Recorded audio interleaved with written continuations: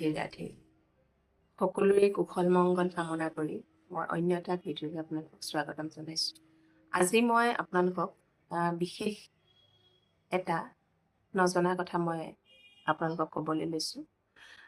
হয়তো সকলোৱে নেজানিব পাৰে, যিসকলে জানে তেওঁলোকৰ কাৰণে কোৱা নাই, নজনাসকলৰ কাৰণে মই ভিডিঅ'টো প্ৰস্তুত কৰিছোঁ। আমাৰ যে এই শংখটো দেখিছেনে, সকলোৱে মানে বহুত মানুহে কি কৰে, শংখটো পূজা ঘৰত থৈ দিয়ে।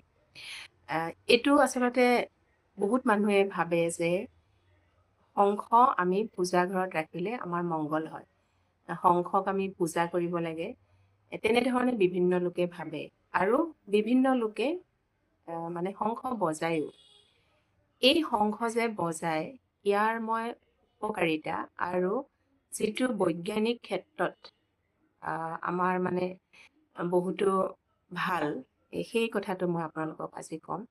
শংখ বজালে প্ৰথমতে আমাৰ কি হয় জানেনে, যেতিয়া আমি মুখেৰেদি শংখটো আমি বজাওঁ, আমাৰ শৰীৰৰ যিটো লাং, সেইটো মানে যাৰ দুৰ্বল থাকে, সেইটো বহুত ষ্ট্ৰং হয়, প্ৰথম কথা।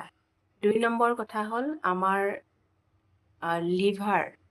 লিভাৰত যাৰ দুৰ্বল থাকে, যদি শংখ তেওঁলোকে বজায় তেতিয়াহ'লে লিভাৰটো মজবুত হয়।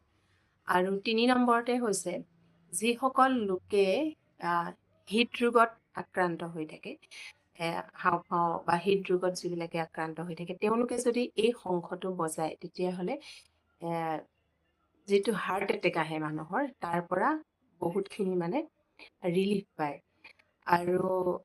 আৰু এটা কাৰণ হৈছে গেছৰ প্ৰব্লেম, গেছৰ যি সমস্যাত মানুহে ভোগে নহয়, এইটো মই বৈজ্ঞানিক ভিত্তিত কথাটো কৈছোঁ। গেছৰ সমস্যাত ভোগা লোকসকলেও যদি শংখ তেওঁলোকে বজায় তেতিয়াহ'লে সেই বেমাৰৰ পৰা আচলতে নিৰ্মূল হোৱা বুলি আমাৰ ডক্তৰবিলাকে কয়।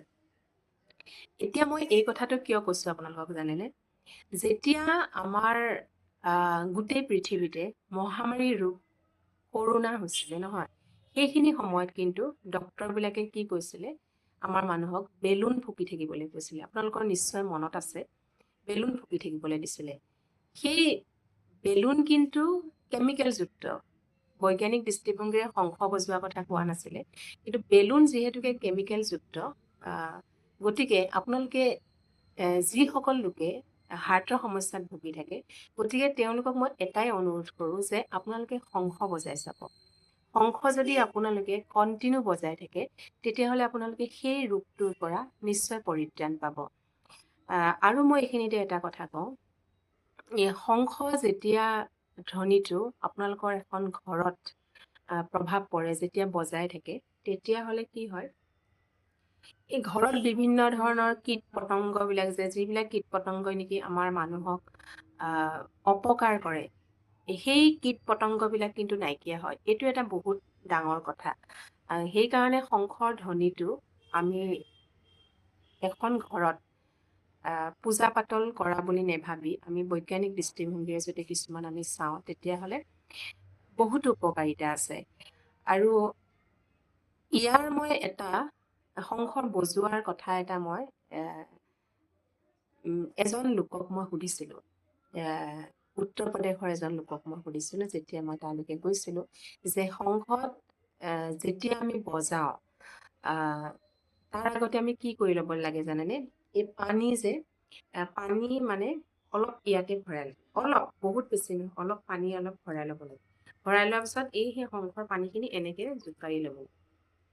এনেকৈ জোকাৰি লোৱাৰ পাছত পানীখিনি যেতিয়া ওলাব, তাৰ পাছত যেতিয়া আমি সেই শংখটো আমি বজাওঁ, তেতিয়াহ'লে কিন্তু তাৰ যিটো শব্দ, সেই শব্দটো বহুত ধুনীয়া হয়। গতিকে সেই লোকজনে মোক তেনেকৈ কৈছিলে, কাৰণ সেই লোকজনক মই তেনেকৈ বজোৱা দেখিছিলোঁ। দেখাৰ লগে লগে মই তেওঁক প্ৰশ্ন কৰিলোঁ যে আপুনি এনেকৈ শংখ কিয় বজাইছে, তেতিয়া তেওঁ মোক বুজাই দিছিলে। তাৰপাছত ময়ো নিজে ট্ৰাই কৰি চালোঁ, হয়, শংখৰ চাউণ্ডটো তেতিয়া মানে বহুত এটা ধুনীয়া হয়। পানীখিনি কিন্তু জোকাৰি উলিয়াই ল'ব লাগিব, বজোৱাৰ আগত তেনেকৈ কৰিব লাগিব।